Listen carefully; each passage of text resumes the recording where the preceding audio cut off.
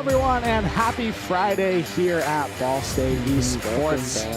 Very rare Friday stream from us, and it is Call of Duty in ECAC, Ball State versus Bellarmine University.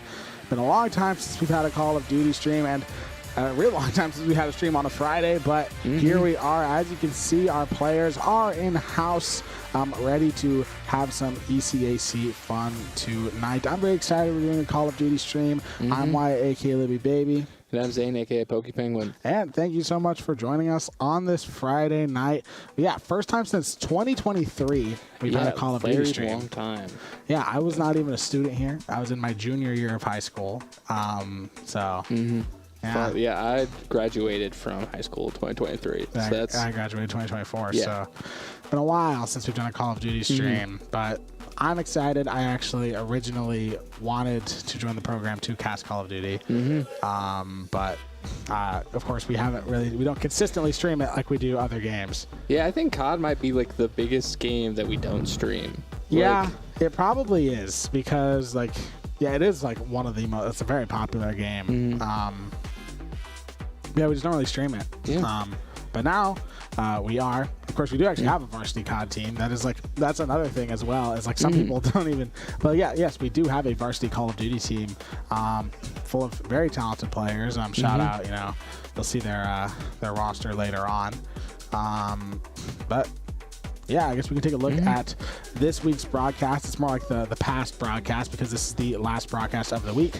Tuesday, we had NACE Rocket League. First match was against St. Clair, and that was a 3-2 win.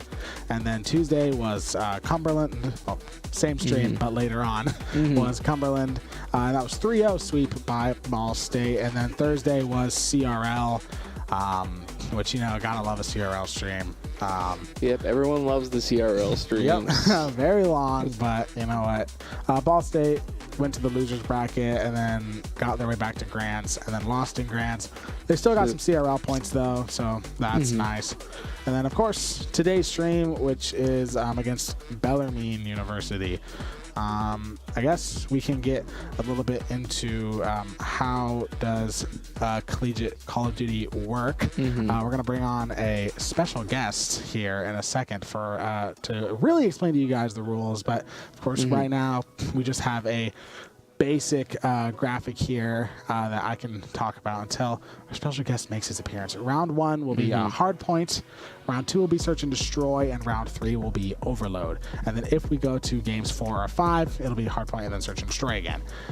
So that's just kind of the general gist there of the game modes. We'll get into more into what all the game modes are in a little bit, but I think the most important thing you gotta know is I feel like each game mode is incredibly different and unique than the other. So it kind of, although it seems like 3 rounds easy, it's 3 rounds of playing a completely different game each time. Yeah, that is very, very every single game mode is very, very different from each other, with Search and Destroy kind of being more like Call of Duty and Valorant. But to get more in depth to it, we can welcome our former Call of Duty coach, Brady, to the desk, joining us back here. Former Brady, Call of Duty what's coach. Up? Hello, how are you guys doing? Good. Doing good. Excited to be casting COD. Are you? Yeah. You guys looked so excied when I walked in. I've played 2 games of COD in my life, but I'm so excited. This is my favorite game of all time now. Really? Yeah. Which one? Black Ops 7. Black Ops, the one we're playing right now? The one, yeah. All right, you're the only one to ever say that. Yeah, I don't. Yeah, that's no. pretty popular No, it's not a opinion. bad game. It's got good things with it, but Yeah. Well, I guess explain to us how collegiate Call of Duty works. Okay, so the way Call of Duty works, we play off 3 game modes. It's a best of 5. You play 2 hard points, 2 S&Ds, 1 overload. Overload's a new game mode. I'll get to that here in a second. Hard point, basically, it's a race to 250. There will be zones that pop up on the map. Each map has their own individual zones that are preset in the rotation, and they'll basically just be playing for map positioning. Every game in hardpoint can kind of It could be either play the same or play differently. It's really just playmaking, getting spawns, doing all of like the intangibles, taking long routes, and playing for the map positioning to set your team up, and playing for spawns, which once again sets your team up to succeed.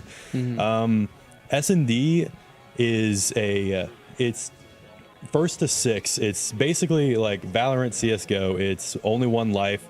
You have teams planting the bomb, teams defending the bombs. And you can either win by being the first or having the most people alive, eliminating 4 the other people you're playing against, and also just playing the bomb, letting the time go down, or defusing the bomb. And there's more preset strategy into that. You're rather than like hardpoint, where you're trying to work as hard as you can to get into the setups that you practice and plan for, and then once you're in those positions, you can kind of thrive and gather more time. Whereas in S&D, you're preset, so you're either going to have like bang out rounds where you're hitting a site down, hitting a lane down. Most of these maps are 3 lanes. That's like one of the big changes from this game and like the past couple that we've played. And you can do bang outs. You can have slow maps where you're just playing for picks, and then you're either playing to get kills, get picks, get the bomb down, whatever.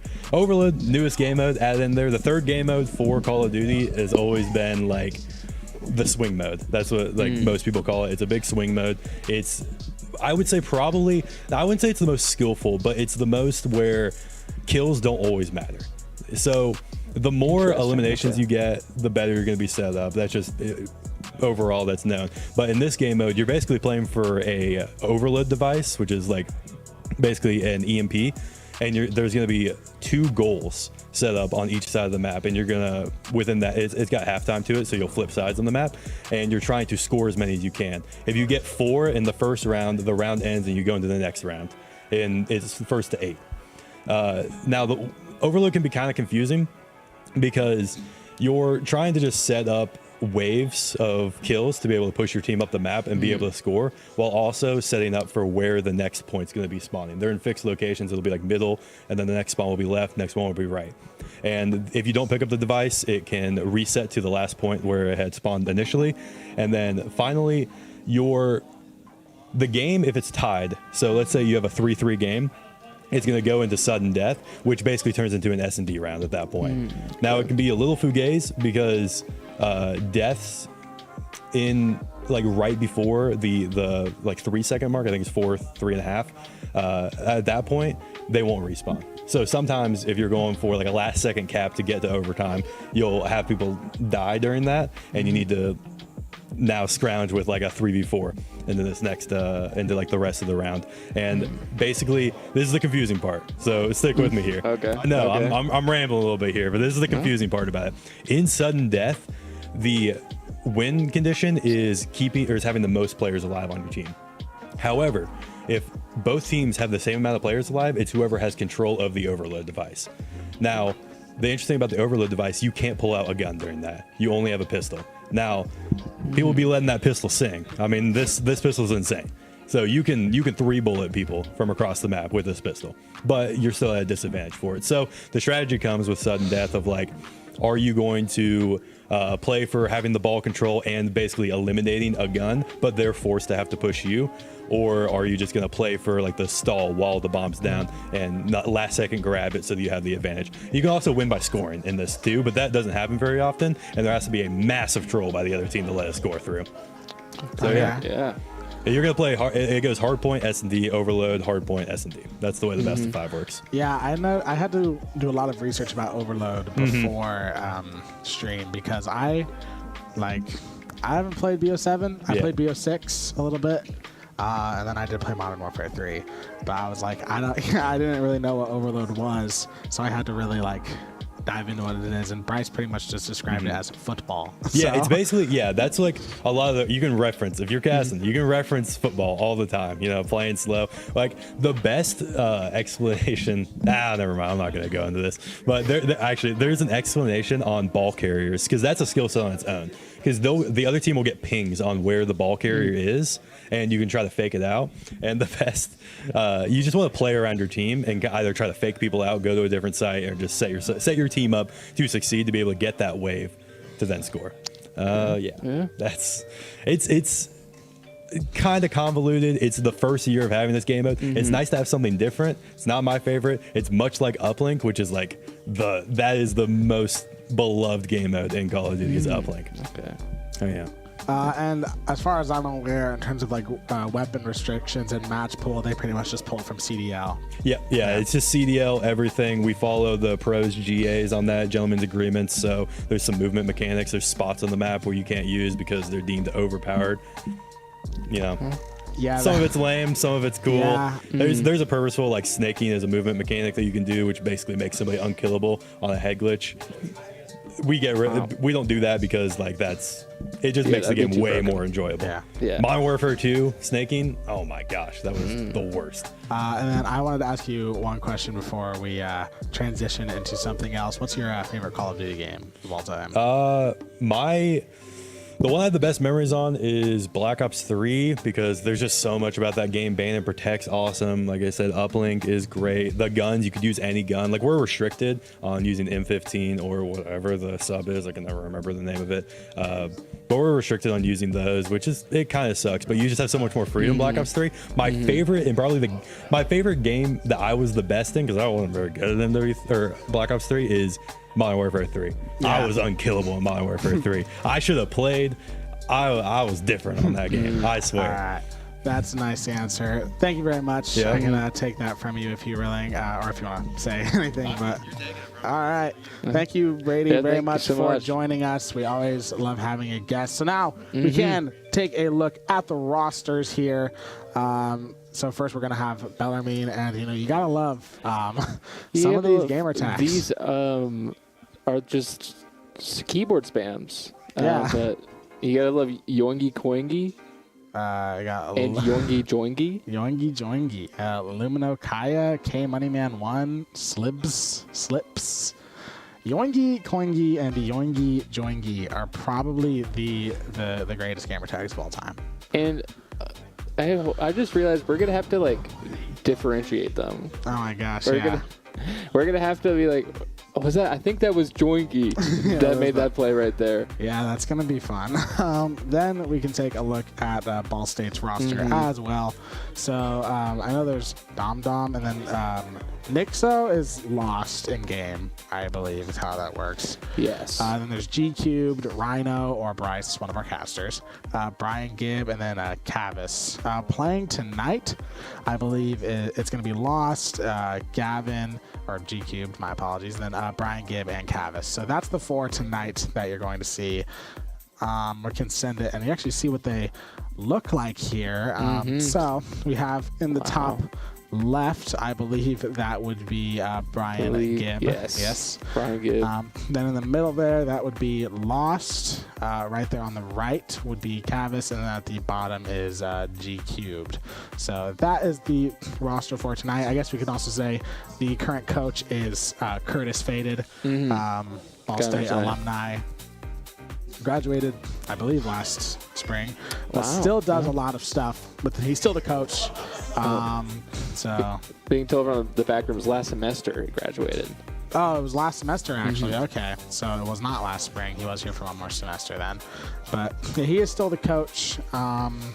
And yeah, still very involved within this team and the program, honestly. So he does a lot of like Twitch stuff for us and stuff like that. So thank you very much, Curtis. But yeah, here's our Call of Duty players in-house. I will say another thing. For those of you who don't know, it's actually required by rule. They have to play on controller.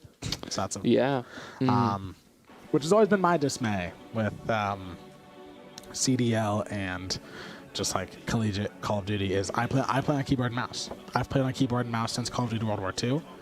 Yeah, it's interesting to me just as like I feel like every esport that I really follow and keep track of, it's like you can use any controller that allows you to play the game as long as it's not like one that's going to really give you an advantage in it. Yeah, which I don't really know why there's a rule that you can't play keyboard. I know in Call of Duty, controller is just meta. It's like, the aim assist in COD is really strong. The skill in Call of Duty is a little bit aim, but it's a lot like movement and game knowledge. That's where a lot of the skill comes from in Call of Duty. So like I don't know why, or maybe it's just a thing. Like Call of Duty is primarily a console game. I mean, everyone here tonight's playing on PC, and a lot of people do play on PC now, but the game really originated in the console scene. Yeah. So maybe it's just kind of a thing out of tradition. You play on controller, which I guess makes sense. But yeah, I've been a keyboard player forever, and why I switched to keyboard and mouse. This is why I switched to keyboard and mouse, because in Call of Duty World War II, back in the day when the COD games were like kind of not as popular on PC, when you plugged in the controller, you actually didn't get aim assist, so it was like awful. So yeah, I learned to play on keyboard and mouse because like it was terrible to play without aim assist on controller. So ever since then, I've just played KBM. But yeah, everyone tonight you will see playing controller. I know some people play like they play claw, which they have their finger come up, this finger, and come up and like click the buttons. I know like Bryce, who isn't playing tonight, has paddles on the back of his controller. See the craziest controller setups, like people with like joystick extenders, all that stuff. Just like, you know, I do, one thing I love about Call of Duty though is like stuff like that just makes me feel so nostalgic of like old 2010s gaming. People were like, you know, had their joysticks like this tall. It was like, you know, the good old days of gaming. Yeah, back in the day when everyone had a controller account for the talk about something, or an account they at least followed. Like, I remember, I feel like it was big news like a couple years ago. Found out like Timothy Chalamet had one. And it was like it's just, it is funny. Like controller discourse. I mean, like there's like, and now there's like so many different controllers. I do know that the first map is Exposure, and that will be hard point. So there's like, they do follow the CDL map pool. I actually have all the maps for the night. Exposure, Raid, Scar is going to be the maps, and then if it goes to game 4, it'll be Blackheart, and then Exposure again in game 5. Those will be the maps for tonight. First one is going to be Exposure, which, unfortunately, I don't know as much about the Black Ops 7 maps. I wish I could tell you that I was like a genius and knew them all, but I did look at them a little bit beforehand, so I got a little bit of an idea of like the maps. A lot of these maps in this pool are really small maps. I noticed that a lot of these maps in these pools are really small, and I love small maps in Call of Duty personally. Not as much for hardpoint, admittedly. I like, you know, hardpoint, small maps can be a little frustrating. It can be a lot, so that's going to be interesting. I don't remember if Exposure was like a super small map or not, but yeah, I don't know too much about Call of Duty maps, but from the little bit that I saw, it seemed like Exposure, I believe, was one that I saw was like kind of just like pretty open. Yeah. There's a building, or a couple of bigger buildings there, and I believe I was looking at a list of like what maps are for all 3 rounds. I believe it's like one of the few that's could be all 3. Oh, okay. Yeah, Exposure is in, it's in all 3 for all 3 game modes. Yeah, and I do know guns, the popular guns that they use. I know for SMG, it's the Dravik is how I'm going to say that, and then the M15 for AR. Those are like the 2 best guns, and those are the guns that they use. And they usually like to run 2 AR, 2 SMG, or 3 AR, 1 SMG. That's kind of what they like to do usually, because, you know, I mean, you heard Brady talk about it a little bit. There's a lot of restrictions on guns they can use and things they can do. Some people, a lot of the COD League pros, they like to vote on restrictions. I know it's a very big, it's a bit of a discourse in the Call of Duty community, because some people don't like that the pros exclude a lot of stuff. Like, I mean, there was a gentleman's agreement, I think, one year where like they couldn't use knives. Knives was not allowed. Very rarely are they allowed to use like snipers or anything like that, because, you know, snipers a one-shot kill. A lot of the CDL pros are going to be really good at sniping, so they consider that a little overpowered, which I guess is fair. That's really interesting. That's like the first esport I can think of where it's like the players are too good for the game, it sounds like. Yeah, that's kind of what it is. It's like when you have like these amazing Call of Duty players, and like if you allow snipers, and you have like some of these players, because like not every Call of Duty player, every Call of Duty pro is a sniper. Like that's kind of like a thing in the COD community. Is it's like, yeah, like people who specifically snipe, like Scope, for example, who formerly FaZe Scope, his whole thing is that he snipes. He wasn't a pro. See the guy who did the 1 360? That was the only 1 360. Because no one else has done 360 before. Oh, no, I don't think that was him.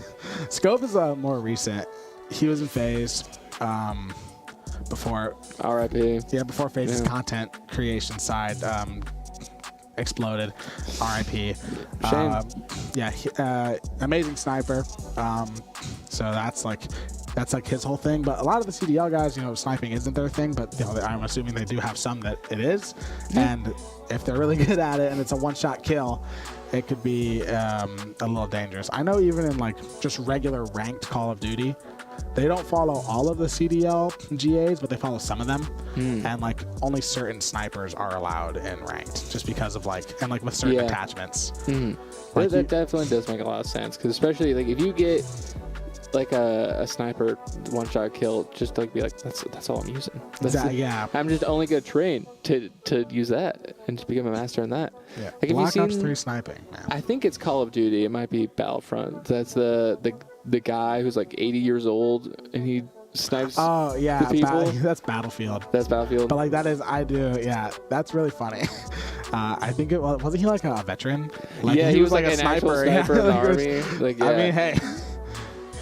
That dude clearly liked his job, so I mean, he's continuing to do it in Battlefield. Yeah, Battlefield's like very realism based. COD's a little bit less. I mean, in Black Ops 3, you could literally fly, hit a little jetpack. I can agree with Brady that Black Ops 3 is one of my favorite Call of Duties. And then we have a few people in production that like I know. Vince, shout out Vince. It's like one of his favorite games of all time. Oh wow! Good game. And you can fly around. Sniping in that game is that was one of my favorite games to snipe in. I wasn't very good at it, but it was one of my favorite games to snipe in. BO6, I got into sniping a little bit, but nowadays I just play COD Mobile. As I'm sure you guys know, it's been mentioned on stream a multitude of times. How's COD Mobile different from the rest of the COD games? Well, it's free to play.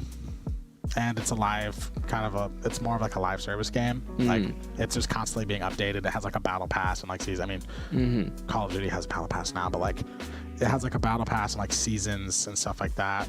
And it has an insane amount of content in it compared to like other Call of Duties. Like wow, like just an insane amount of guns from like other Call of Duties. Like because they can't like.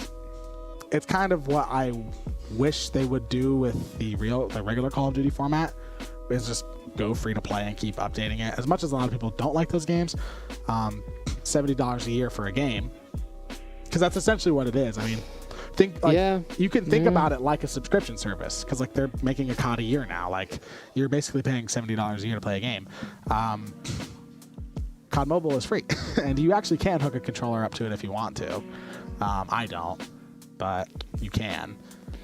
Yeah, that's really interesting to me. It makes sense that it's got like all the guns in it, especially. Yeah, it has like a lot of different guns. They just keep adding more and more because they can't. There is no next game, so like they have to keep adding stuff. They have a zombies game. I remember when it first came out. Now they have they have their own battle royale. They have zombies. Of course. Yeah, ranked. I don't think there's a campaign, thankfully.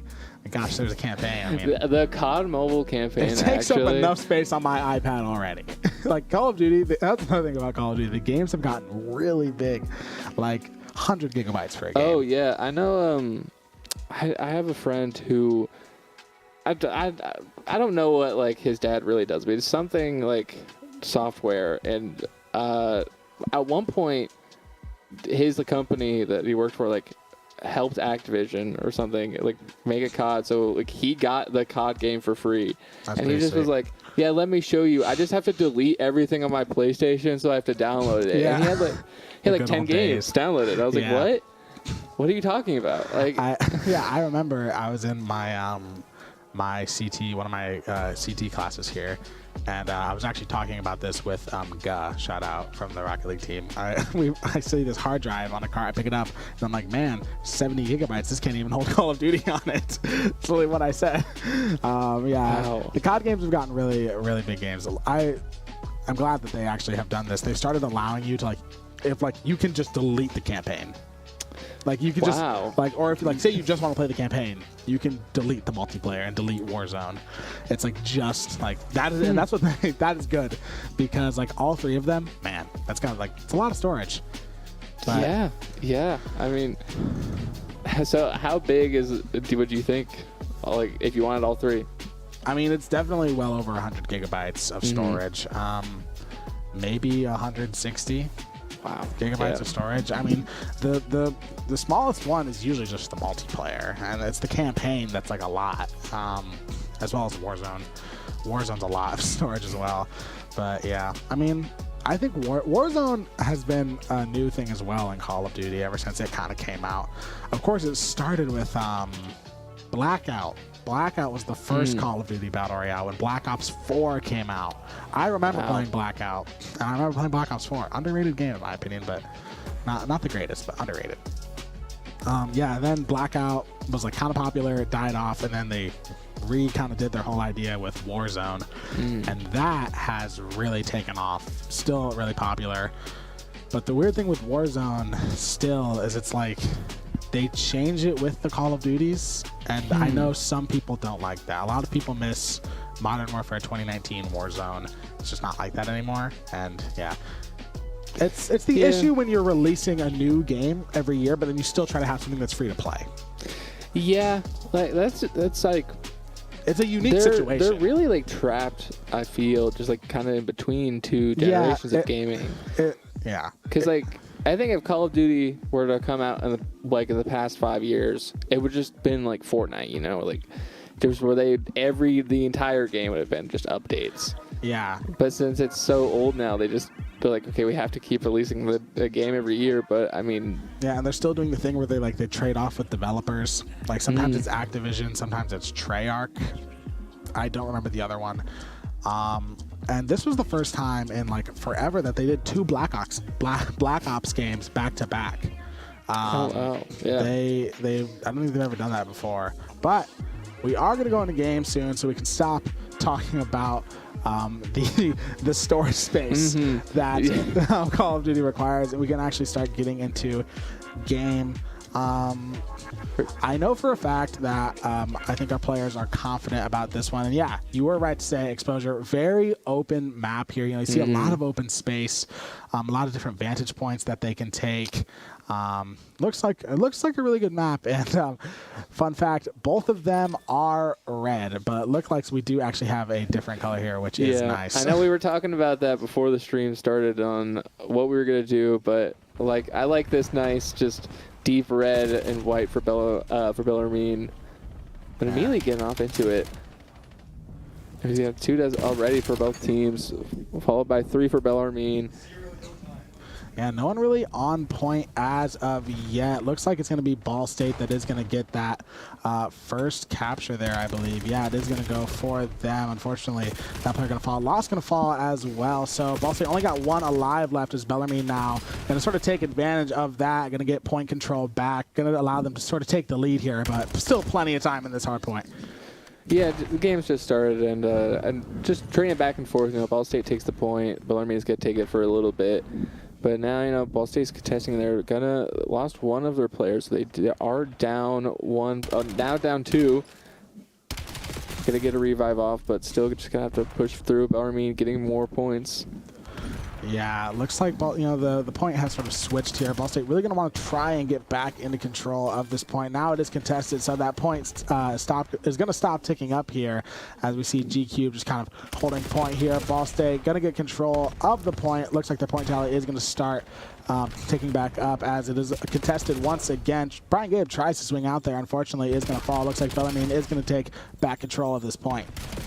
Yeah, Bellarmine doing a great job just picking off Ball State and being able to rush in when they can see players like that. Just had to rush in, didn't check the corners, slid right into the bullets. But Yeah, unfortunately, Kvis kind of tried to swing out there. It just didn't really work out for him. Didn't know that that Bellarmine player was there. And now it's going to allow them to sort of get to 50 points here, as Lost is going to sort of wait for that player to swing out. Does manage to get the kill on him, as he does get stunned for a second there. Brian Gibb going to drop down, get a point as well. And Hardpoint is at a different location now, and it looks like Ball State was there with G-Cube to get an early possession of that point and going to try and get some free points here. As they're in a bit of a deficit, they're going to want to try and work back here.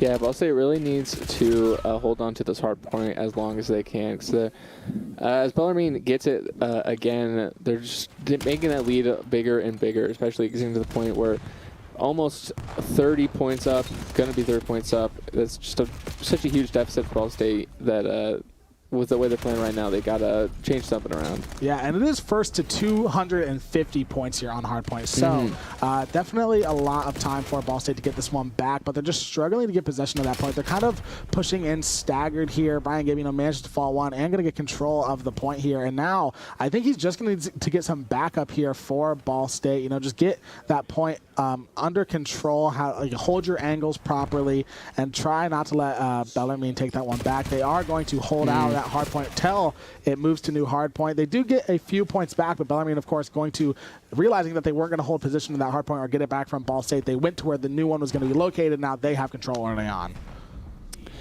Wow, yeah, and now just the new hard point immediately is in position for Bellarmine. So Ball State still is kind of stuck in this position of just constant retaking, which is hard when they're losing to G-Cubed and lost to plays like this. But being caught out between two guys, you're not going to be able to win that fight every time.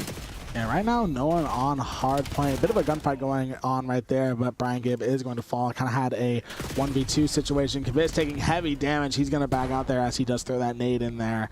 Trying to just get some intel. Guns one down, but unfortunately just doesn't get the time to kill that he needed. Lost manages to find one as well. And Bellarmine kind of doubled Ball State's points here, so that is unfortunate. Looks like Ball State might have control of it here, but we're going to go to a new hard point, and Ball State were once again first there. They need to try to hold this one so they can get back into the lead here, and looks like off to a great start here. Lost guns down 3.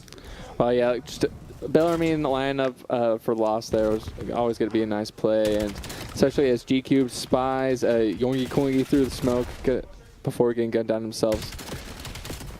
Ball State has done a good job at recouping some points here. They did lose a few here, but they've done a good job at defending. They're within 20. Unfortunately, not much that they could have done in that situation. Just the other player had the high ground, but no one on hard point yet. Bellarmine not able to get there, as Lost with a nice flank manages to take down 2. Ball State really looking to get into a retake situation here. 15 seconds left on this hard point. Just one there, and yep, they are going to get the end of this possession. I don't think Bellarmine is going to try and get this one back. I think they're just going to let Ball State kind of dry out this time here. They are going to take down Brian Gibb is going to fall there, and it looks like, yep, they get up to 90 as the hard point switches. It was great for Ball State there. They just a little bit of a deficit, and just nice to pretty much almost get to 100. I think just keeps it within a nice competitive range right there. But yeah, they really needed to get that hard point. Yeah, no one on the hard point right now. Looks like Yongi, both the Yongis find one onto Ball State there. And Bellarmine does have 1 on the hard point and 3 kind of playing off a little bit farther up on some defense. Lost tries to push out, but unfortunately it's just going to fall there, as Bellarmine getting really good points here on this hard point. Only about 100 away from ending the round.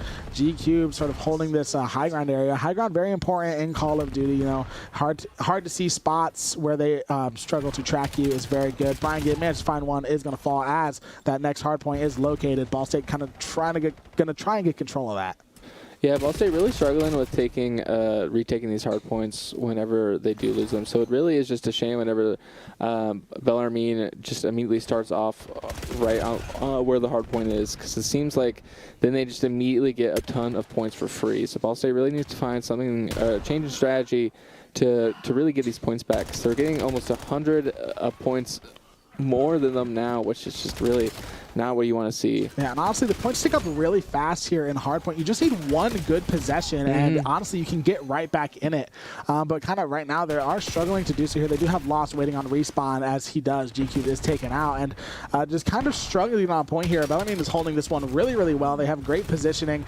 Really tough for Ball State to get a string of kills going here and just get some free space to try to push on that point. And Bellarmine now approaching 200, which that is going to be significant here. Only 50 away from winning. Ball State really is just going to absolutely control this next hard point. As I don't think Bellarmine is going to, Bellarmine is going to relinquish this one here as the time runs out. Ball State desperately going to need to have a really good possession on this next hard point. Yeah, Bellarmine doing a great job of just keeping Ball State at bay wherever they are. And now as the hard point changes, Ball State really has got to find something. So with about, like you said, it goes to 250, so they're just nearing in on that. Yeah, they do have control of the hard point here. They're going to get to 100, but they need to hold this one really well. They kind of got the story locked down. Lost manages to find one, tries to find another. He's going to back up as he takes a lot of damage. DQ manages to get one as well, and that's going to be a great defense by Ball State there. They're going to want to try to keep holding this. They're closing the gap, but it's still quite a big one. Yeah, that was a nice little bit of points there. They're still getting that. I mean, you're lowering the gap at least a little bit, but when you're still around this 100-point deficit and they're at 215, if they just get that hard point one more time, it could be the end of this first round. So Ball State really cannot be making mistakes right now. Yeah, going to go to a new hard point here, and Bellarmine is going to be the first one there. But I did say Ball State needed to have a good possession of the last hard point, and they did. But right now, Bellarmine in full control here. Looks like they might be able to reach 250 on this one unless Ball State really can retake this point. Loss is going to fall there. And unfortunately, I just don't know if Ball State's going to be able to get back on this hard point. I mean, just kind of struggling. Going to throw out the smoke, I believe, and now just going to try and swing out. Going to try and get something, but just can't find anyone. Now they're just going to have to try and push through. But unfortunately, they're going to lose 3, and it's going to look like Bellarmine is going to take this one here. Ball State is on point, though. They might be able to just get a last-second possession here and just try to hold on for dear life. Looks like they managed to get a few, but they're just really struggling to get on. And, yeah, Bellarmine is going to take that one. Yeah, good round just for Bellarmine there. Just really was able to keep Ball State at bay for pretty much or most of the hard points that they were able to capture. I genuinely cannot think of, I can think of maybe 1 or 2 times where Ball State was able to really take over, but most of the time, yeah, just once Bellarmine was able to get that hard point, that seemed locked in. Yeah, it kind of was a struggle for them to get a really long possession. I mean, they would get on, and then they would maybe for one hard point or so control it, but Bellarmine was just really good. Once they were on that hard point, they were not letting Ball State get it back, and they just built up such a large lead in points. As we look at some replay here, Lost having a great play here, gets a 3-piece. Great stuff from him. And yeah, like Ball State has had great moments like this when the game was still close, but they had a few bad possessions where Bellarmine just maintained control of the hard point for so long. It really forced Ball State had to just try to go for a miracle. They just couldn't get anything done, and this is going to put Ball State in a 1-game deficit. But of course, it's a best of 5. If it was best of 3, I would be a little more worried. But best of 5, we're going into search and destroy.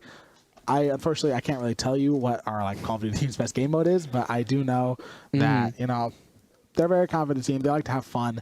And I think in game 2, they will be able to bring this one back, maybe. Yeah, and with Diaz, you just said it, we don't know what game mode they prefer, but Search and Destroy is the one that we were talking about is more aligned with other FPS games, so it seems like I'm hoping at least that they're going to be a lot more comfortable in a game mode like that. Yeah.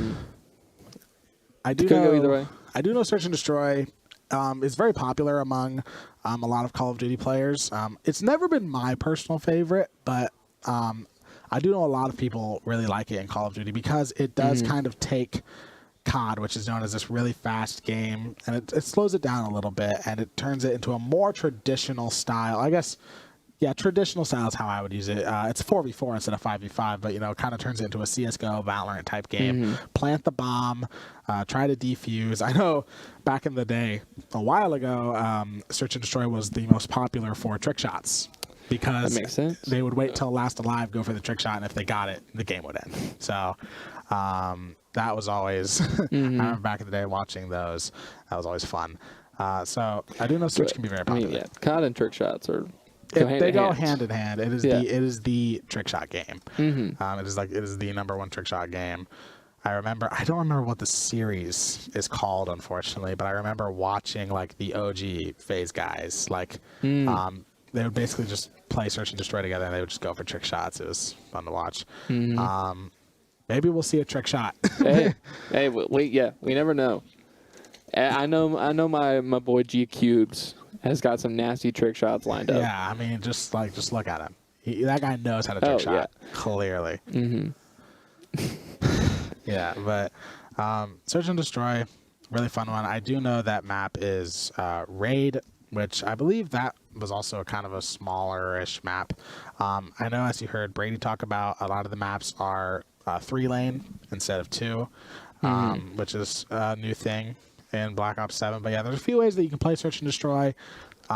You can go for plant, or I guess if you're on attack, you can go to just try to plant the bomb and defend. Kind of play it traditionally, retake site, get bomb down, then hold site from there. Or you can go for kills. Of course, if you eliminate the other team, you are done. Or if you want to play it slow, you can play time. I mean, if you have more players alive when the time runs out, you win. So there's multiple ways you can play it here. I think traditionally the way is kind of to try to get bomb down or go for kills. I don't really think anyone's playing time. So I guess it's all just kind of seeing what they're going to do, seeing how they're going to play it. And then after Search and Destroy, we go to Overload, which I'm excited for because I've never really watched Overload. I want to see how this is played. I'm very excited to see Overload because from like what I'm hearing is like Search and Destroy. Sounds like okay. You take COD and we just slow it down a bit. Implement the classic game rules from. As you say, like CSGO, I for some reason blanked on what it was called for a second. CSGO, Valorant. But then Overload just sounds like, okay, what if we go really fast? It's like, what if we play football? What if we just put now here's a guy pedal to the metal. All right, so here is Raid. Now Search and Destroy. Let's see if Ball State can sort of claw this one back. Had a rough first game, but we're gonna get it started here. Oh. A little bit of trolling, I'm assuming, going on. Yep. Yeah, there we go. Now actually into game here. I think they're having an issue because I just heard Bryce say they have to restart. The issue might have been they accidentally killed each other, which I would don't be know. funny if that was. Tech issues, so back on us, just unfortunate. Unfortunately there, but yeah, of course we'll get back in the game really soon here. That seemed like a pretty big map. A lot of room for. I mean, of course, Search and Destroy. Kind of traditionally, you need to play on a bigger map. I don't really know how Ball State's going to play this one. I do know they are at that 1-game deficit, which is unfortunate. Losing Hardpoint, because like Hardpoint, it's a bit of an unconventional game mode in terms of like a normal competitive shooter, or like I guess normal might not be the right word, but like the competitive shooters that we usually stream here, it might be it's a little bit different. Like there's Overwatch where you capture a point, but Hardpoint is more like King of the Hill style, where the point is constantly changing, and it's whoever basically has more possession of point over time. So it's a little bit different. Search, and this is what we talked about a little bit at the beginning of stream. It's entirely different now. It's an entirely different game. Yeah. It's not like 3 games of Hardpoint. This is now an entirely different scenario. So it's really hard to predict what's going to happen here, especially because I don't know I don't know anything about Bellarmine. I do know that they had a good first game, so I guess we'll see. Yeah, no, especially from what we saw in the first game. If I'm Ball State. Or if I'm specifically the players, I'm thinking, okay, what are we going to do to switch up our game plan differently than what we did on Hardpoint? Because it really, at Bellarmine, it seemed to really just be like this iron wall of defense that Ball State really was just not able to crack. And it's going to be a different game mode, so there's going to be all these different aspects that they got to take account for, but really, I think, they just got to think of, okay, how can we break down this barrier? Yeah, and this is really, this is a lot more about practiced scenarios, you know, retaking site, defending site, much more than hardpoint, like, you know, going back to what Brady said, where hardpoint was like just doing everything you can to get these scenarios that you've set up. Like, this is more like actually structured, practiced things that you are working on here. So maybe this will actually go better for Ball State because maybe they're just more of a structure-based team here where it's like it's easier to practice things that you actually just are natural. Like, you don't have to set up a site retake. I mean, you just do what you've practiced and hope it works. Whereas hardpoint, you're kind of just scrambling to try to get something going here. Like, just try to get as much kills as possible and then hold site. Yeah, that is a really good point to make. Just that Search and Destroy will follow just a lot more of a smoother path than Hardpoint. Yeah. Which I really do think is going to impact like the level of play that we'll see. And hopefully will just be a lot more comfortable for our Cardinals here today. Yeah, looks like we are going to be getting back into game shortly here. Hopefully no more tech issues for that rest of this series here. So Ball State now at a bit of a deficit here, seeing if they can bring it back. Some good old Search and Destroy. Well, it's going to roll here. I do really love that knife camo. Looks like Ball State is on, can't really tell what they're on. I believe they would be on... Yeah, they're on attacking. It says it up there. I am blind. So Ball State on attack. Looks like they are definitely doing that. Really just pushing these points really early on. Yeah, and it seems like that's the one thing that Ball State's good at no matter the game, is just being able to rush in and bombard their opponents with attacks. And, I mean, that works out here, too. Yeah, just Yoingi Joingi left. 3 have fallen already for Bellarmine. Looks like Cavis, I believe, going to go for Plant. And they're just kind of looking for the last player here. Just kind of roaming around, see if they can find him. I don't really think... There's not really an economy, I will say that. At least in Search, there's no economy here. But they're going to find him. Ball State going to take round 1 really easily there. Of course, this is first to 6 rounds. Which is another thing that's kind of funny about Call of Duty is now we have a first to 6 within a best of 5. Yeah, I didn't think about that until just when I was like, oh wait, now we're going to the second round of the second round. We are in round 2 of round 2. So Ball State started that one off really, really well. Just honestly played for kills there. Just kind of caught a few players off guard. So already a really good start here on Search and Destroy. They will be defending now, but I mean, I don't think that's going to change the game plan too much, especially with kind of the dominant performance that Ball State really came out with. But, already one member of Ball State is going to fall and lost, going to be taking a couple of hits there. Going to have to retreat, but he's going to get away with his life. All right, I'm going to throw in a nade there. Going to see if he can catch someone off guard, get some intel, finds him on the statue, but unfortunately turns right around into a Bellarmine player. He was last alive for Ball State. Bellarmine going to take a round right back. Yeah, keeping this close, but still got a few more rounds to play, and really is seeming like could be this map, could be just the teams, but really attacking sided so far. I mean, both Bellarmine and Ball State got their win on the attacking side, so we're going to have to see who wins in defense, because I think that's going to be a big deciding factor on who wins the overall round. Yeah, definitely. So far, just attackers have won. Ball State back on now. Let's see what they can do here. Going to sort of continue that aggressive style probably. Brian Gibb does have the bomb here. He's just going to sort of hold back on this site. There are 2 Bellarmine players there. Maybe sees one. GQ going to fall down. Manages to find a kill on there somehow. Gets a headshot as well. He's going to sort of now fall back. Knows that there are some Bellarmine players there. He's going to push over the corner. Sees the stun. He's going to back up. And yeah, already just playing a little bit slower, but not really working out too well for Ball State right now. Find a member of Bellarmine right there. He's going to exchange a couple of shots. Or actually, did he get the kill right there? Yeah. He did, yeah. Slips. I saw that.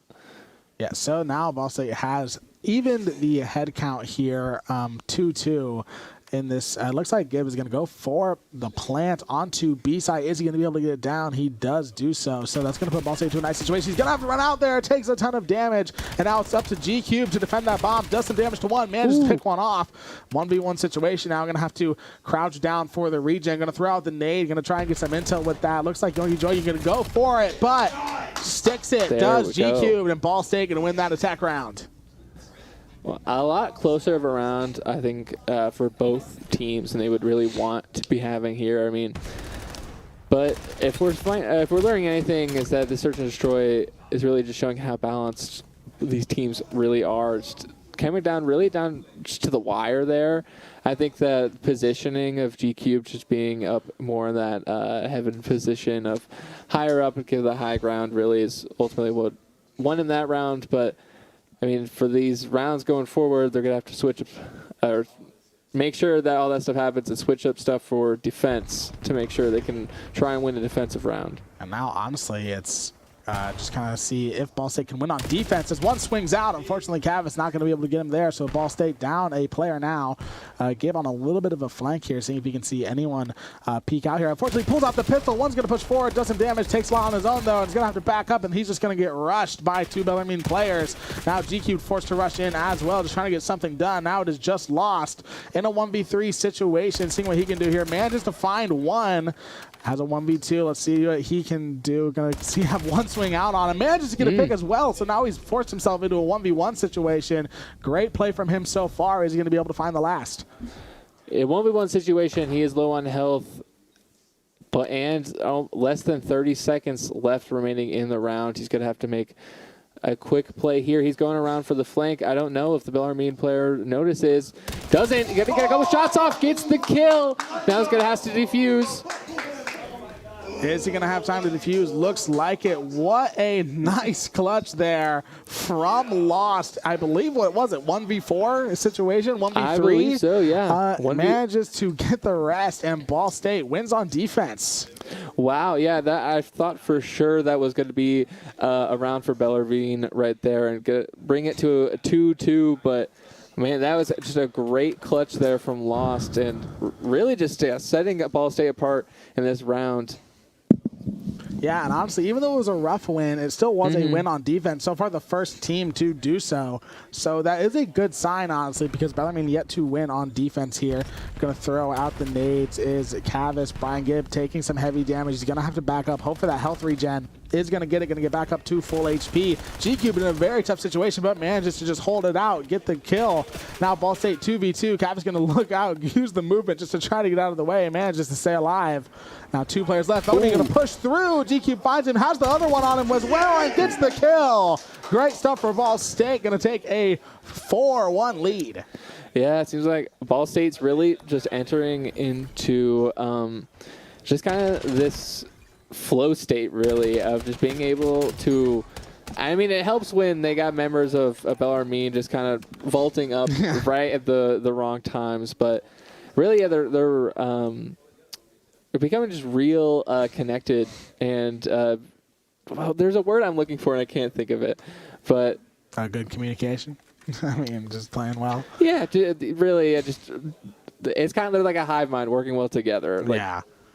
All right, now Ball State, defense has been rough for them so far, so let's see if they can maybe have a cleaner game this time. Cavis going to swing out, is going to find one, gets that first blood, has another in his eyesight. Can he get him? He does already. Ball State only down 1. They've taken 2 away from Bellarmine. Cavis looking to swing out here once again. We're looking at G-Cube now. Sees one player, going to swing out, going to get the kill as well. Now it is just you remaining for Bellarmine. He is found, and Ball State going to have 5-1 in Search and Destroy. Yeah, this is not looking good for Bellarmine now. At this point, it seems like, I mean, first 6, Ball State just needs 1 more to take this round before it makes it a 1-1, which really, I mean, makes sense. Both teams are pretty equal when it comes to it, and I'm really excited to see how, we've seen Bellarmine's won the so Search and Destroy is the second one. Match Hardpoint. Hardpoint. I was like at something point. So really just going down to the overload section. it'll be really interesting to see. Yeah, so now Ball State going to plant really, really early on here on this B side. Lost just trying to hold the angle here. Does have one Bellarmine player. He's going to get stunned. Still waits for him to push through because now Bellarmine knows he's there. He's going to have that stun indicator. Takes heavy damage, and now Brian Gibb is going to fall to slips. And Ball State down 2 once again. Lost also taking heavy fire. Bellarmine tries to push through. It's just Cavis left with the sniper. Manages to find one. Can he find another? No, he gets pushed. And now Slips just has to defuse, and Bellarmine is going to take one off Ball State on defense.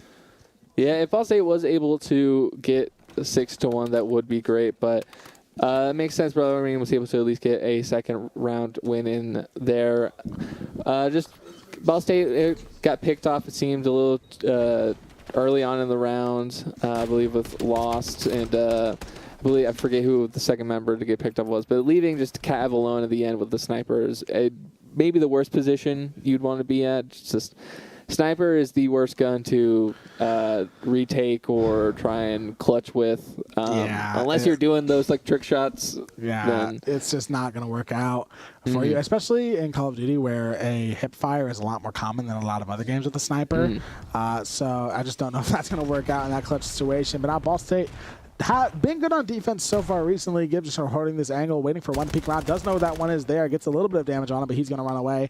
Cavis sort of holding heaven here. Going to just back out as he does see a Bellarmine player. Slips is going to find first blood onto Gibb. Unfortunately, Lost just sort of holding that angle. Is going to be swung out by Bellarmine. Does manage to find a kill as another one is found as well by Cavis. Taking out you, and now G-Cube going to go back into heaven here. Going to see if he can get any more kills for Ball State as they are up one. They do have one player down here, and this is match point. It's looking good for him.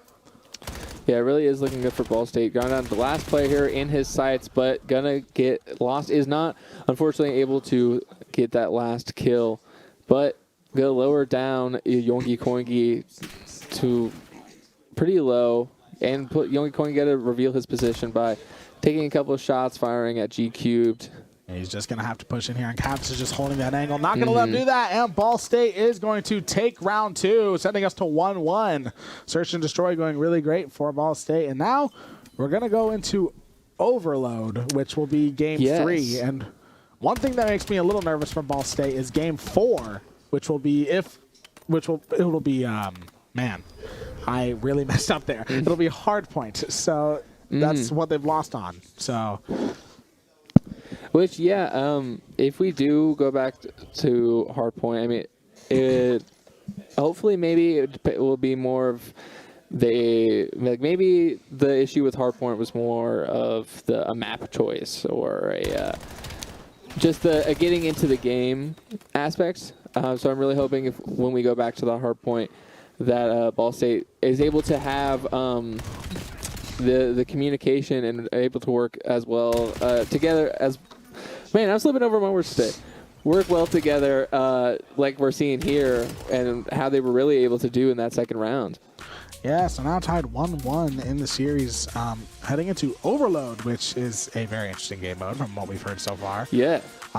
This one I really don't know what to expect here. I don't know if they're going to, who's going to be the, the ball carrier, who's going to be the running back or the quarterback who decided to scramble. I'm hoping, it just everything, looks very comedically like football. That would be really, the map is just a football field. Yeah, it's just an open football field with maybe a couple blocks that you can hide behind and run between or whatever. Yeah, is there an option to take field goal?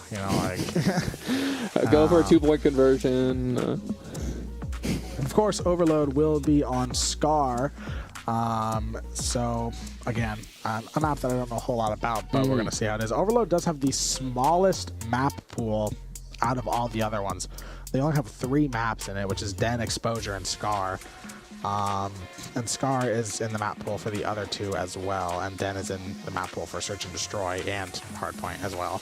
So, and I wonder if that's maybe just because it's this newer game mode, and they don't know how well all the maps work for it, or if it's just really these are the only maps that work competitively for Overload. Yeah, honestly, who knows? I mean, it might be that type of situation here where CDL, as they do, has just kind of examined which maps work the best, and they have just decided that these are the only 3 maps that actually work well competitively for Overload.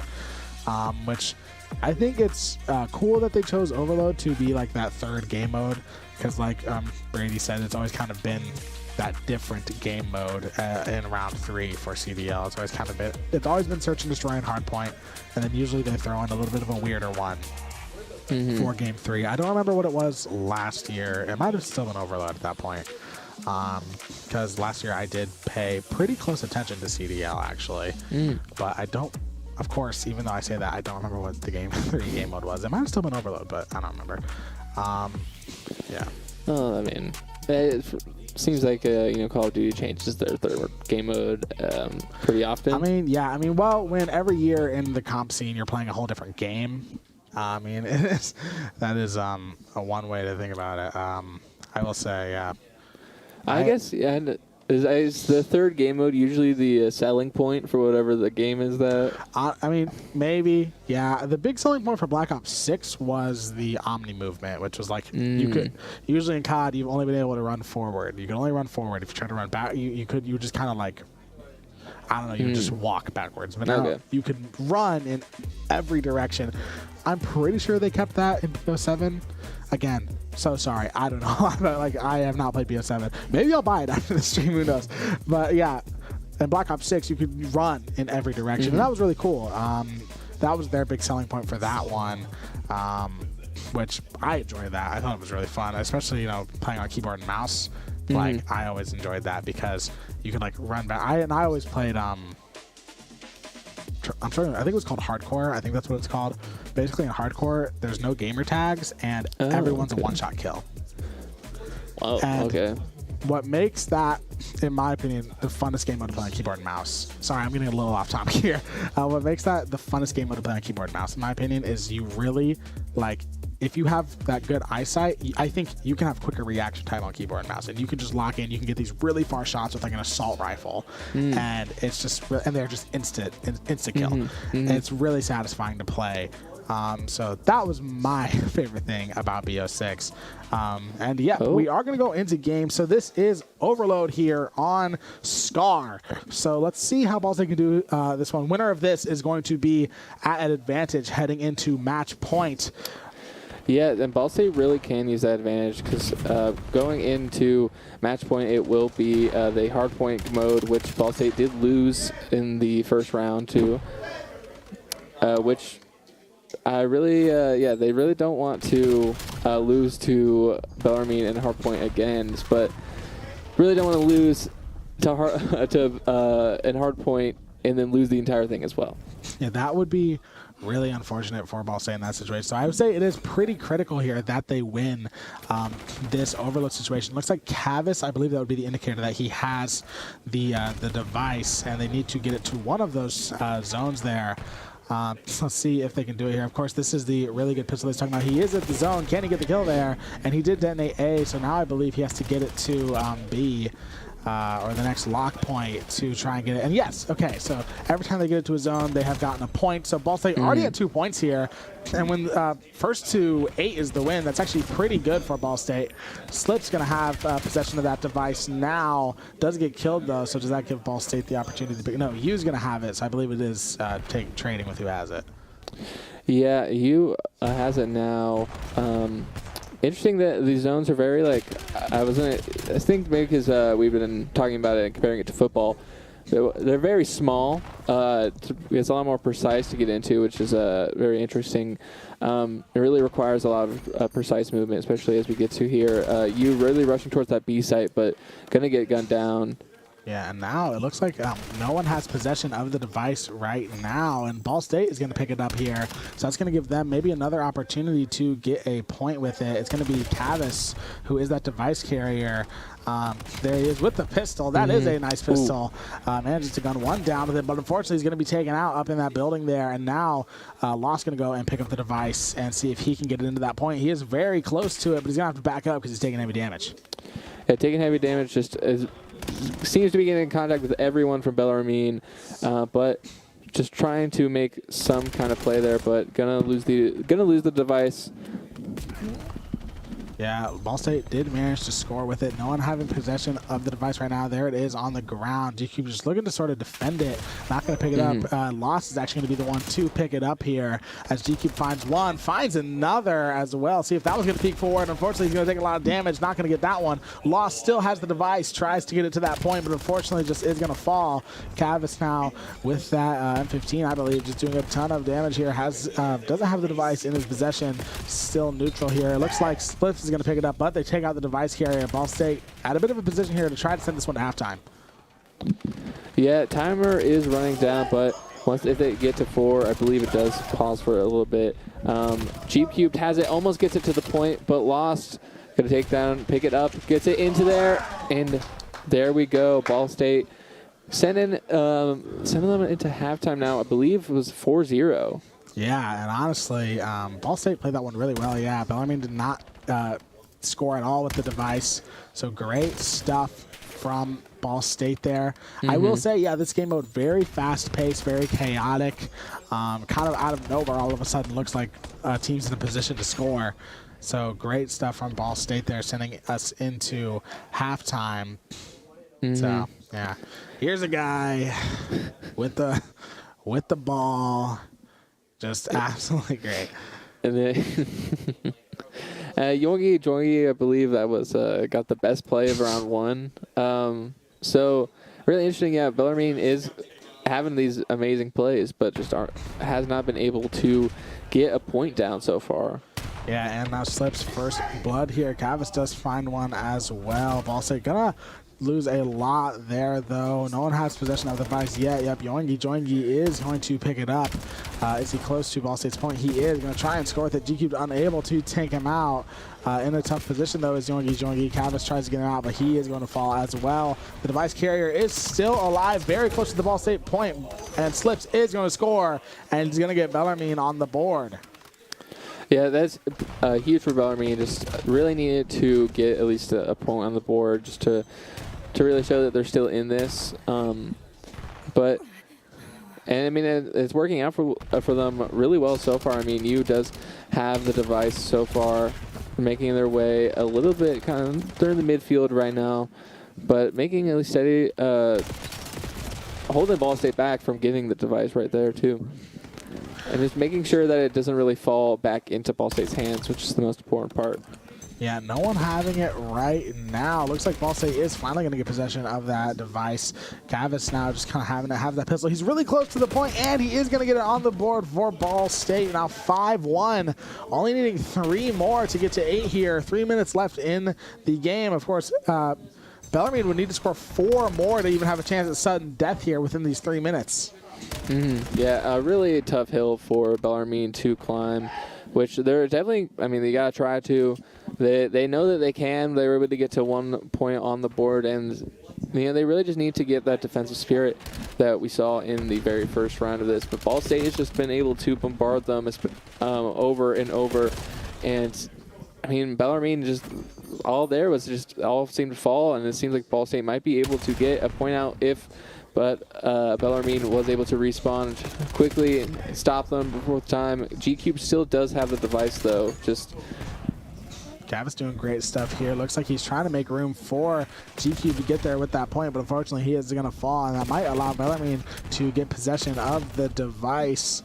It's still unpossessed right now, and yeah, but it is going to be picked up by Slip, so it's kind of been the dedicated carrier for Bellarmine so far. G-Cube tries to go in flank, but Yongi with a great play, defending his carrier very, very well, who looks like he's going to be able to score. He is, so Bellarmine now 2-5, but they still have a lot of work to do to try to have a chance at sudden death even. Yeah, bringing the score up to 2-5 definitely is good to see, but for Bellarmine, but I mean, you said it perfectly. There's still so much work to do in 2 minutes especially. And with the way Ball State's moving right now, they do almost get it in the device back in there. Would have made it 3-5, but Ball State just comes in clutch, gets the device, and G-Cube's going to hopefully try and take it all the way back to one of their sites. Yeah, that was great stuff from Ball State there. Looks like certainly Bellarmine was going to get that one on the board, but unfortunately for them, not able to do so. Brian Gibb takes a bit of an ambitious push and is going to fall there. G-Cube's still in possession, though. Cav was trying to swing out with that pistol, trying to find anything, but unfortunately just unable to do so. And now Bellarmine back in possession of the device, looking to see if they can just try to keep chipping away at this Ball State lead so far. A minute 30 left, and they still have a lot of work to do. Lost gets good damage onto the carrier, and he is going to fall, but it's going to be immediately picked back up by Yoingi Joingi. Brian Gibb tries to get up on that roof, but he's going to fall, and Yoingi Joingi is going to detonate A, and that's going to make it 3-5 for Bellarmine. 3-5, but with just a little bit over a minute on the board, I don't know if Bellarmine will have enough time to get 2 more points down. I mean, we did see they are getting close with the device again, but I believe Cav was able to stop him there. Less than a minute left remaining now. Bellarmine is going to have to make a big play to try and get 2 points off within these 45 seconds. Yeah, 45 seconds, and they need 2, and they've only gotten 3 within 5 minutes. So let's see if they can try and get one. They do manage to get 1, so now Bellarmine all of a sudden within 1, but do they have possession of the spike? Not looking like it so far. 30 seconds left on the timer, and no one having possession of the device here. Lost going to try and see, and if he can find anyone on Bellarmine, they are all going to fall here. And now Lost has possession of the carrier. I feel like he should just kind of play keep away with it, let the time drain out here. Looks like he is going to fall with it. Bellarmine might try and pick it back up. Unable to do so right now. 10 seconds remaining. You has possession of it. He is still in it. 6 seconds left. Can he maybe just get it to that point in time? 3 seconds now. Running. He's not going to be able to get there. And, 30 seconds go back. I don't really know what happened. I'm not going to lie. Seems, yeah, a little bit of some extra time there, but Ball State gonna clutch it out with the win right there. It seemed like Ball State was just going to dominate them there, but Bellarmine really brought it back in that second half, but just not enough to take down Ball State. Yeah, and now Ball State heading into match point on hard point, which has been, that's what they lost on originally. So we're kind of going to see what if they can play it any better. Mm-hmm. And hopefully they will be able to. I think if we learned anything that Ball State really just, when they can come together at the most random of times, but at the best of times. That was so crazy. Just he was really jumping into the end zone there and just was able to kill him there. Yeah, now heading into hardpoint, which I guess looking at today alone, it would be Ball State towards game mode. Of course, we don't know for sure if that actually is. But I think Ball State is going to be looking to win it here. Just trying to, send everyone home. Bellarmine trying to keep themselves alive here. They have to win this one to send it to game 5. Yeah. And Ball State has a bit of momentum right now, and I think maybe that first hard point was just a map issue or a warm-up issue, and I think that they very well could take this 3-1. Oh, yeah, I completely agree. I think Ball State definitely has it in them to win this next hard point, even though don't know what the map is, but it's not going to be, I know you read them earlier, but it's not exposure again. And It's Blackheart. Blackheart. But yeah, I really am hoping that it was just maybe a map issue. Because yeah, Ball State is able to take this down 3-1. I think that's especially would be good for them and good for everyone. Yeah, I think it would be really good for Ball State. Honestly, just get that nice 3-1 victory here. Don't allow the stress of a game 5. Game 5 can be a very stressful situation for them. But especially if it was a map issue and we do go to game 5, then there's the problem of having to play on exposure again. Yeah, that is true. Game 5 is exposure, and that would be unfortunate for Ball State. If it was a map issue, I would say right here, I think best thing for them to do, just win it right now. Of course, but don't let this one go to game 5. That's just not what you want to, not the situation you want to be in here. They just won 2 straight games, looking to go for a third. And I think they can do it. Yeah, I agree. I think the momentum is on their side. It was getting a little away from them a little bit at the end of that second round. But I think as we go into third game here, I mean, it seems like we're seeing all smiles on their faces. It seems like they're all hyped up and ready for this. It seems like they want this 3-1, and I think they're going to get it. Yeah, I think they very well could get it here. I mean, the momentum is in their favor. Call of Duty, I would say it's definitely a momentum-based game, as you know, a lot of them are. And yeah, this is the oil rig looking map is what I called it. I don't know if that's what it actually is, but that's just what my first thought was when I saw it. But we're back on hardpoint here and immediately contesting. Cavis goes for one, manages to find it, but he's going to be taken down, unfortunately. And Bellarmine going to have an early early control of that hardpoint. Early control of the hard point, but definitely a pretty good first start for Ball State. Just wasn't able to take control of that hard point, but really was able to come out guns a-blazing, and I think was able to show that they're going to be doing a lot better on this hard point than hopefully on the first one. Yeah, Bellarmine having control of it right now. Brian looking to contest, manages to find one. He's got some more backup as well. Manages to find another, but unfortunately he is going to fall. But Ball State is going to get possession of that hard point there. Unfortunately, one of them is going to fall, but G-Cube's still going to be there and holding that hard point, just trying to get something on the board. Yongi Kongi is going to join him there, though. Brian Gabe going to take out one.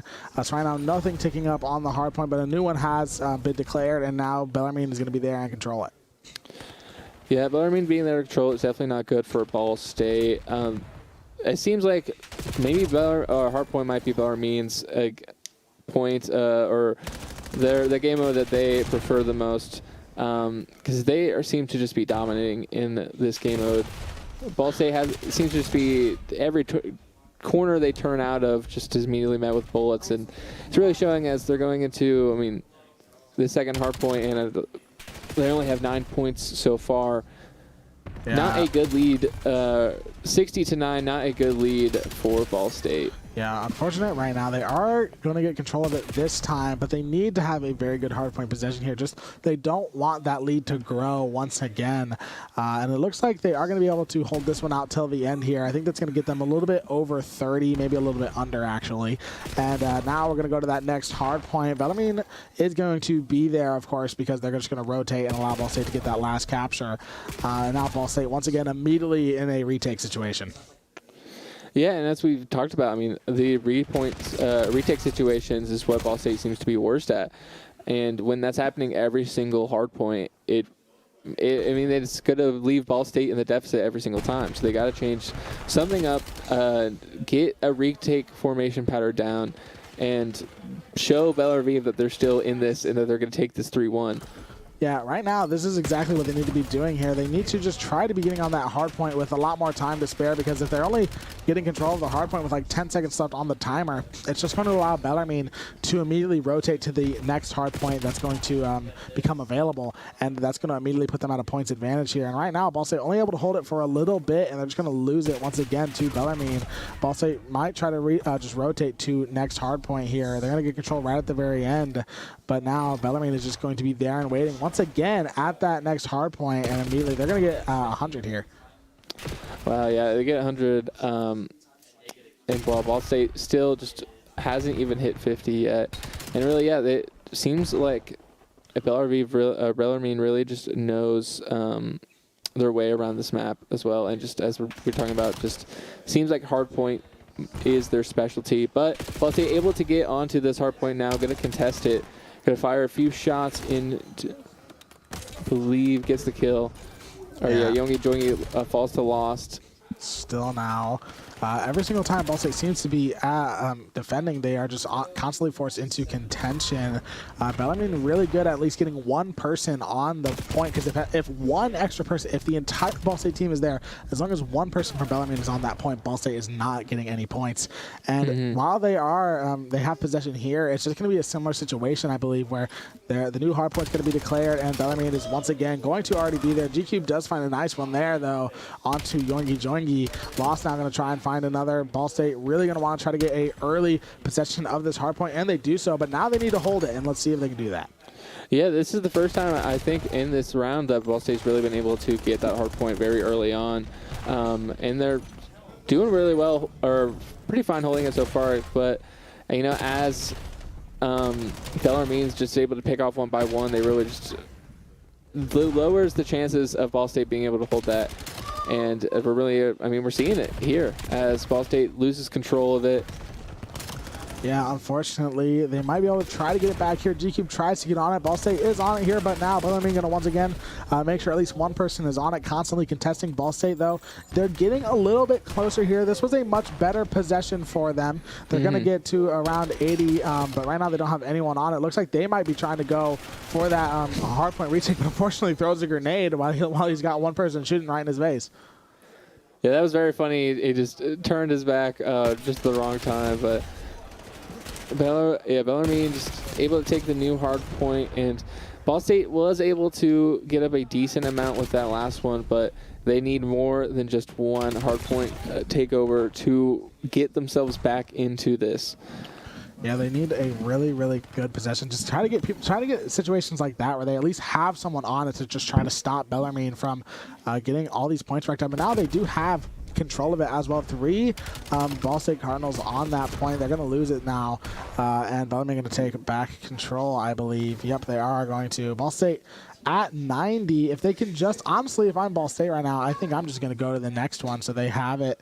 I wouldn't really even try to retake here because I don't think they're going to be able to do it. They are going to though, as Bellarmine probably just going to rotate off and going to go to that next point. Yeah, especially when it's lower in when the hard point's about to change, it seems like there's not a lot of value in really trying to fight for the current one, and just especially at this point, you know, if you can take the hard point from right at the start of the round and keep it most of the time, or maybe even the entire time, that's going to be a lot more points than just taking it for a little bit right at the end. Yeah, honestly, the points tally up so fast here. I mean, Ball State, if they continue to hold this one, they could tie Bellarmine by the end of this possession almost, but right now they're really struggling to hold it here. I mean, they do have it. Bellarmine seems like they are getting picks off, but they're just not really getting on the point. One of them is going to touch, though, and they are going to get control back here. Ball State, though, not a bad position for them. They've gotten within 50, but now they once again have lost control of that hard point here.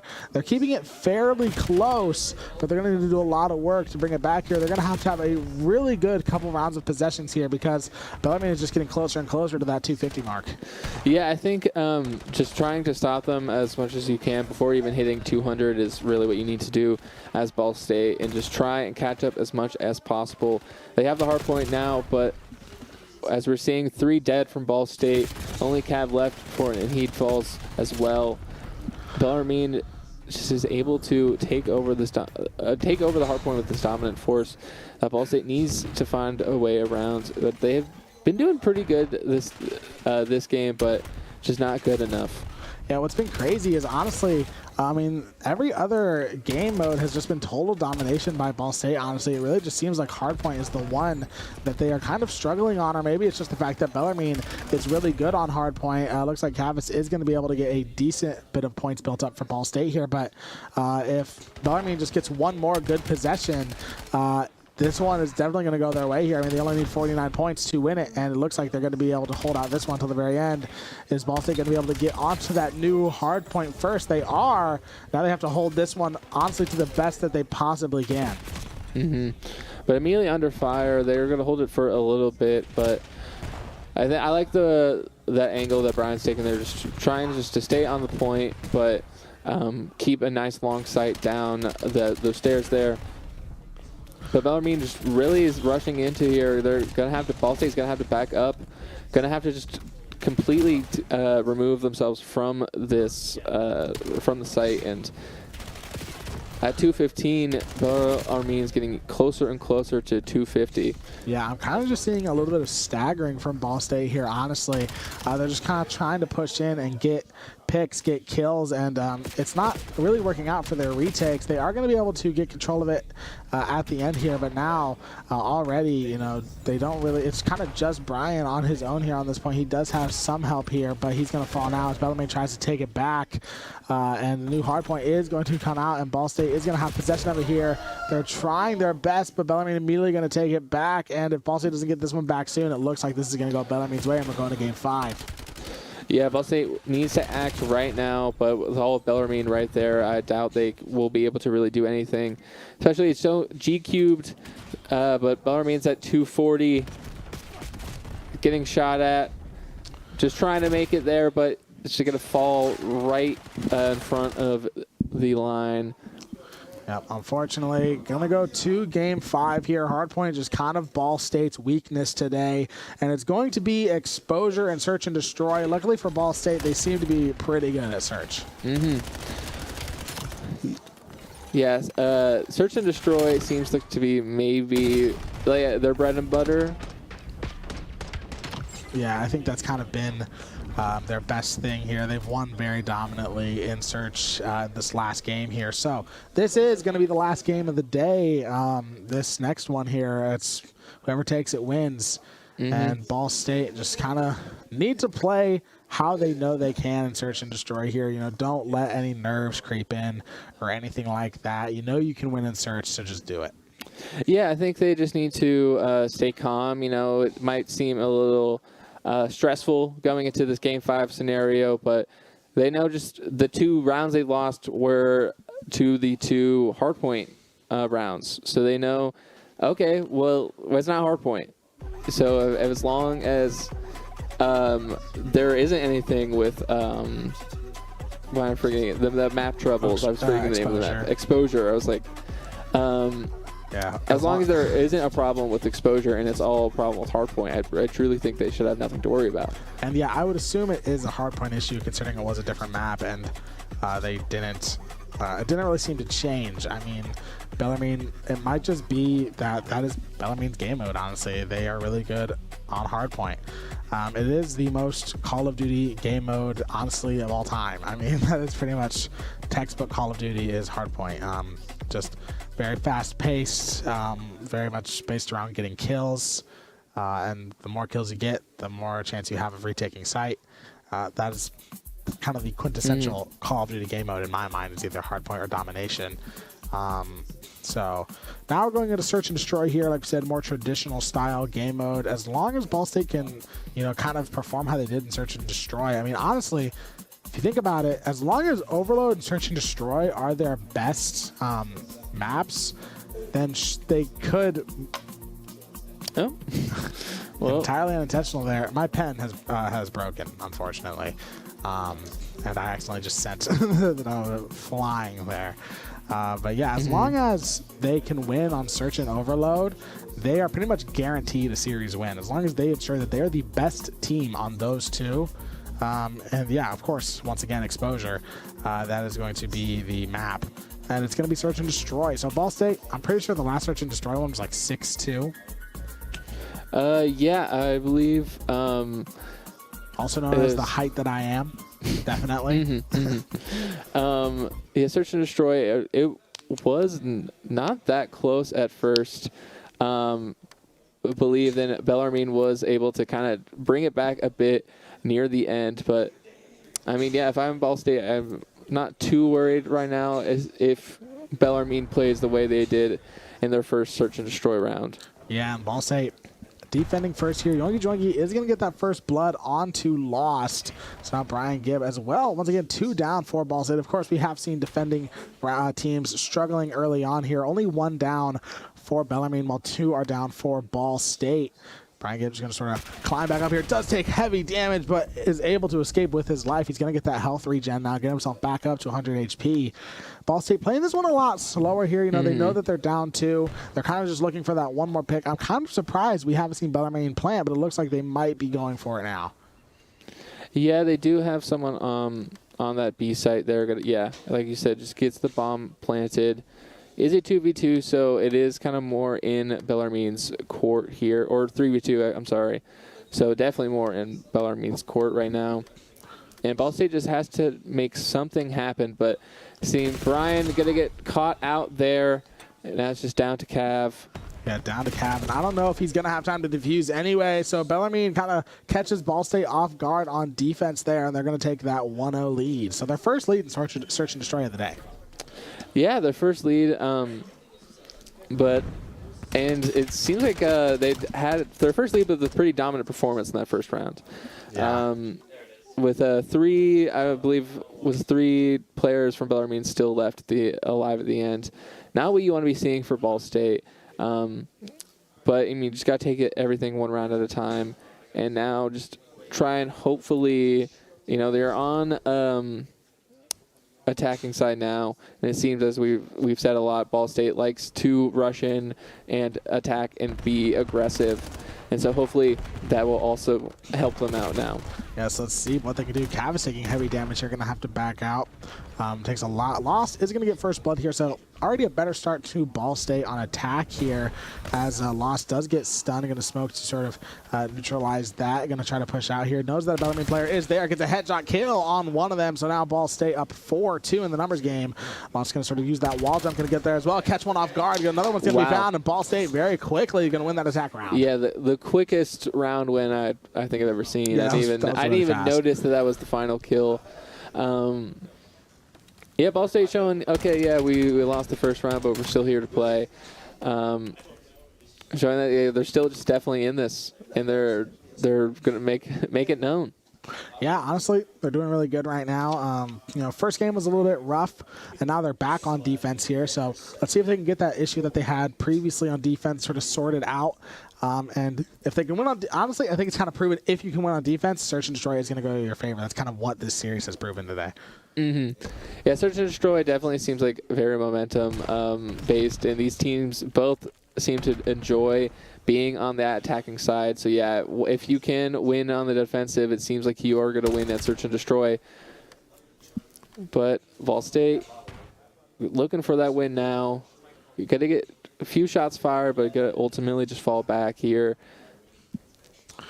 Yeah, GQ kind of backing off. I was sort of looking around, seeing if he can find any players here. Bell's going to get that bomb planted onto B site. No one has died yet in this series. Still 4-on-4, but the bomb is down here. Ball State does have time to defuse, but they're going to want to try and get on that fast. Brian Gibb going to take a lot of damage here. Just going to have to back out. Now 20 seconds left. Of course, it is a very fast defuse, but Yoingi Joingi going to take one, and now another one is going to be found as well by Yoingi Joingi. Yoingi Joingi as well finding a two-piece, and Bellarmine once again showing that it's attackers winning so far. Yeah, Bellarmine really being able to get to that site and plant the bomb without a single kill happening, is so very rare to see. Or at least from what we've been seeing tonight, and I think that really helped them out in the end, because you get that site down, and then you force Ball State to have to take the site from you, which, as we've seen from a hard point, Ball State is not as good at doing. Yeah, so Jihu going to sort of climb up here, take some high ground. Ball State once again on attack, which has, of course, just been the dominant side of the bomb tonight. I mean, if you are on attack so far, it has been you are the winner. Wow. Oh. That Bellarmine player just going to push up and going to catch Gavis off guard there, and he's going to end up actually just falling off the map, unfortunately. Loss is going to take one, though, and going to even out the numbers for Ball State. GQ going to just kind of try and run away, but unfortunately he's going to get caught off guard as well. So now Ball State, once again, 2v3 disadvantage here on attack round, which is not what we are 100% used to seeing, as now Lost just kind of deciding what he needs to do here. Lost we have seen win a 1v3 before, but it does not seem like... Oh, wait, it's not Lost, it's Brian. That's the last one left alive. But yeah, just a 1v3 a situation you don't want to be found in any point, especially the bomb's down, so it seems like he's just going to be, or bomb's not down, but it's just 20 seconds left trying to get the bomb down. He's going to get the bomb down, but once he has that bomb down, he has a lot of work to do. All three of the Bellarmine players are going to go there and try to defuse, and he's just sort of backing out this time, which might give them a chance to defuse. He's sort of just going to sort of fake back around to high ground. So he's one, but do they see him? He's going to drop down on one. Unfortunately, he's going to get caught off guard. Does find him, though. Takes a lot of damage in the process. He's going to try and back up for the regen, but unfortunately, he just can't get out, can't get the reload in time. Forced to use the pistol, and I believe that's going to give Bellarmine time to defuse. Yeah, a good valiant effort there from Brian Gibb. Just really played it, especially I think the best way he could have. Did a very good job at planting the bomb, and I liked that just immediate shift in position. Really, I think confused Bellarmine, and he was able to get that drop on one of their players, but ultimately the last one was able to get the drop on him. But now, Ball State, they really need to make something happen here. Yeah, definitely. You know, down 2 games here, kind of just stuck in this really weird position. Now they're on defense, which they're yet to win on so far in this game 5. And they need to just try and get that done here. A breakthrough on defense, I just feel like would be huge for Ball State's momentum. It's already a good start as Brian has found a pick. GQ kind of just roaming around here. There are 2 behind the tank, but of course he does not know that. So he's just going to go back into this high ground as we cut to a gunfight with Cavis, and unfortunately not going to go his way. Yeah, very unfortunate there for Cav, leaving him in a little bit of a, not about a positive position, but if Ball State can get the bomb down here, yeah, then get 2 of Bellarmine's players, one of them being the bomb carrier, and now their last remaining Bellarmine player. Ooh! I was about to say has a tough hill to climb, but doesn't even get the chance to climb that hill. Just gets stabbed in the back instead. Chooses to go with the knife, does Gibb there. Just going to sneak up right behind him, does not see him, tries to go for a kill on someone else, just nothing he could do, chooses to go for the knife. Mm-hmm. And now, you know, Ball State having a little bit more room to work with, but still really just needs to focus and lock in. And I believe that was, I'm trying to remember. Now, yeah, 3-2. Yeah. Bellarmine has been the first team so far to win on defensive round, so Ball State does not have that, but they are on attacking side now and do have a chance, especially with Lost getting that first blood, to tie it back up. But, ooh, a bomb's going to find him out, and they are going to lose the bomb for a little bit. Kind of a gruesome death there. Yeah. Unfortunately for Lost, but Ball State quickly evening out the numbers as Gibbs going to go there and plant that bomb at that B side. GQ manages to catch 1 off guard, and now it's just 1 remaining on Bellarmine, and now he still has to defuse and get 3 kills as well, which we've seen it happen before. Swings out on the Cav and manages to get that pick. So now 1v2 for this Bellarmine player for you. He's going to try and find Brian here, but Brian's going to be waiting around that angle. So now you're going to be at a disadvantage. He knows where he is. Brian's going to have to back up, going to try and force it into another angle situation for you here. But he's running out of time to defuse and still has 2 players to try to eliminate here. He's going to try and rush in, but with 10 seconds left, I don't know if he'll have time. Even if he does kill both of Ball State's members to defuse, and with 5 seconds, he definitely doesn't. But still going to go from that there, but Ball State going to kill you and get the round win, tying it up at 3-3. Yeah, it was a slow start for Ball State, but they're starting to claw it back a little bit here. Now tied 3-3 here, only needing 3 more to win it all. Mm-hmm. And so far going good for them. Now they're back onto defense, which they did just win on the round before the last. So let's see if they can sort of keep up this momentum that they sort of found here. They're kind of finding their groove. Yeah, no, both teams getting a win on defense now means, both kind of have figured each other out. Both a 3-3. This definitely is kind of a deficit though for Ball State here, because if Bellarmine is able to do what they've been able to really do best and get those early plants down and force Ball State to retake, then I feel like they might be able to take this first half here. But we'll have to see. Ball State has been playing very dominant and has had the momentum on their side for the last couple of rounds. Yeah, Slips does find first blood there. So Lost is down. Gibb sort of pinches one off and manages to equal the numbers for Ball State. Bomb is not down as well still for Bellarmine, which is something that's kind of unusual for them. GQ takes heavy damage. He's going to have to just back out and get that regen there. But they're going to plant on A site is Bellarmine, so now Ball State going to have to defuse as well. Yeah, he's a plant down. We're going to have to see that retake, which, as we're seeing right now, just Ball State is not as good at, but going to catch you out a little bit, but you're not going to fall. Cav does a little bit of damage there, has to back out and reload. So Ball State down 1 in the numbers game. Unfortunately, Gid's going to get caught off guard, as is Cav in there. Bellarmine are immediately going to take right back their lead. Take back their lead and take the first round or half of this round of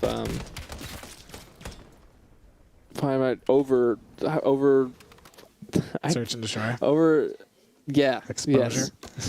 I was confusing. I was thinking it was the other one for a second. I will admit the game mode names are a little interesting when you're not used to it. But now, Bellarmine only needing 2 more here to try and win this one. Ball State on attack, which has been their more comfortable side as of now. Lost going to just throw that nade out there.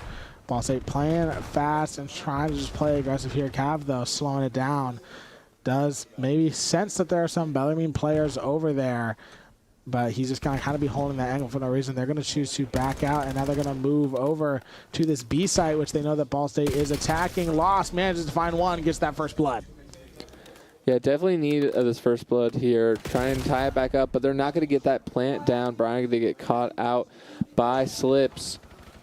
Though 2 are down for Bellarmine. Lost going to use that wall jump mechanic. They're going to try and get some more high ground. There's one in heaven. Bellarmine on the roof here. Cav just going to back out, trying to give himself a better angle here maybe. Ball State doing good on this attack round so far. G-Cube is going to fall, but unfortunately Cav is caught off guard.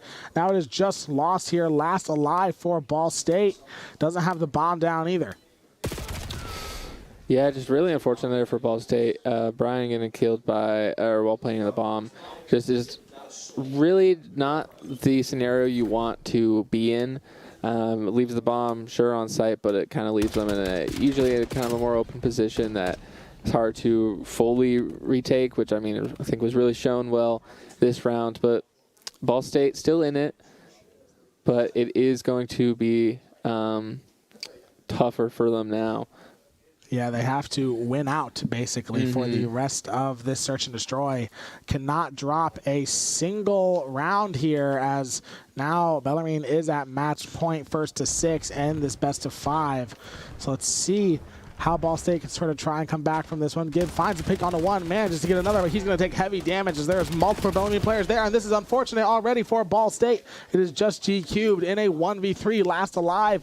Going to have to get that clutch to just try and keep the game alive. And Bellarmine as well is on attack, so they even have the bomb on their side as well. So now GQ going to have to kill 3 players and have time to defuse. Yeah, I seen Ball State wanted to take a aggressive opening there on the defensive side, but really just did not work out for them there. G-Cube does get the kill onto Slips there, making it a 1v2, but they do have the bomb down. So he is going to have to retake the site all by himself. Yeah, bomb is down. 2 players alive for Bellarmine still. G-Cube's trying to find one, knows where one is. One's going to bounce off the wall, and G-Cube just not going to be able to do it. And unfortunately, that is going to seal it in this best of 5. Bellarmine is going to be the first one, or Bellarmine is going to be the first 1, 2, 3, and that's going to end Ball State's night, unfortunately. Honestly, the killer was the hard point. If they would have just been able to win 1 hard point, they could have had this one, but that is unfortunate. It's been a great season for Ball State, able to get 2 games off, but unfortunately just doesn't end their way. Yeah, no, they're definitely upset about it, but yeah, that really did come down to those hard points. They were plenty of moments where it could have gone either way, but hard points seem to consistently be not in Ball State's favor, which really is what they need to work on. Because if they could even take that 1 hard point map, then this would have been potentially a Ball State victory. Yeah, that is honestly definitely was the killer there. I mean, they still had that opportunity to win it on Search and Destroy. But, you know, you can't have to rely on search and destroy every single time. You have to try to get the hard point wins there. And that was just their killer tonight. Just couldn't get the hard points going. But still a great game. Still very well played. Lots of great moments for Ball State. You know, that first search and destroy where they won 6-2. Overload was pretty dominant by them. As we see that nice play where literally right above it, but still just managing to kill them. Great stuff for Ball State tonight. Yeah, it played absolutely amazing both sides. Especially, yeah, we just saw the clip and you pointed it out, but that just getting the kill right before he was about to make it into the zone was just crazy. Especially as he's right there, it's kind of like perfect camera angle just to show it. But yeah. Yeah, and honestly, that's all we have for you tonight. A bit of a longer week of streams this week. Friday. Going to a Friday. Happy Friday to you all. Hope you have a great Friday night. Of course, make sure you check us out on social media. Twitter, TikTok, Instagram, YouTube, everything. Shameless plug, but of course, it's Ball State Esports. Ball State Esports on everything. Just look it up. You'll find it. And you have to check out the latest TikTok/Instagram post. This is my favorite so TikTok. funny. I have watched it 3 times, and every time I still laugh. It's genuinely the funniest TikTok we've ever made. So make sure you check that out. It's also going to be on Instagram, YouTube Shorts now, newly on YouTube Shorts, and TikTok as well, of course.